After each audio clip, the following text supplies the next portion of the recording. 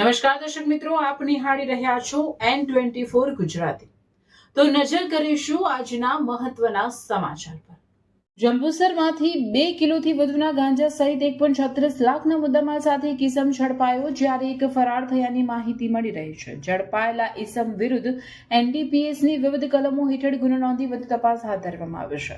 ભરૂચ જિલ્લા વિસ્તારમાં યુવાધન નશાના રવાડે ના ચડે તથા નશાયુક્ત પદાર્થોના ખરીદ વેચાણ અને હેરાફેરી અટકાવવા માટે અસરકારક કામગીરી કરવા no drugs in Bharuch campaign અંતર્ગત SOGની ટીમો બનાવી જરૂરી કાર્યવાહી હાથ ધરવામાં આવી હતી। SOG ટીમ દ્વારા જિલ્લામાં અસરકારક પેટ્રોલિંગની કામગીરી દરમિયાન પોલીસ કોન્સ્ટેબલ વિપુલભાઈ લક્ષ્મણભાઈને બાતમી મળી હતી કે જંબુસરના તલાવપુરા વિસ્તારમાં સલીમ આદમ પટેલના ઘરે ગાંજો છુપાયેલો છે। ચોક્કસ બાતમી આધારે પોલીસે છાપો મારતા આરોપી સલીમ આદમ પટેલના રહેણાંક મકાનમાંથી વનસ્પતિજન્ય ગાંજાનો જથ્થો 2 કિલો 705 ગ્રામ જેની કિંમત 1,35,250 તથા એક મોબાઈલ ફોન કિંમત ₹500 તથા રોકડા 900 મળી કુલ કિંમત 1,36,650ના મુદ્દામાલ સાથે મળી આવતા આરોપી સલીમ પટેલ વિરુદ્ધ જંબુસર પોલીસ સ્ટેશન ખાતે NDPS એક્ટ અંતર્ગત ગુનો નોંધી કાયદેસરની કાર્યવાહી હાથ ધરવામાં આવી હતી। જ્યારે ગુનામાં સામેલ સલીમ બાપુની પત્ની રહેવાસી તાલુકો પાદરા જિલ્લો વડોદરાને વોન્ટેડ જાહેર કરી પોલીસે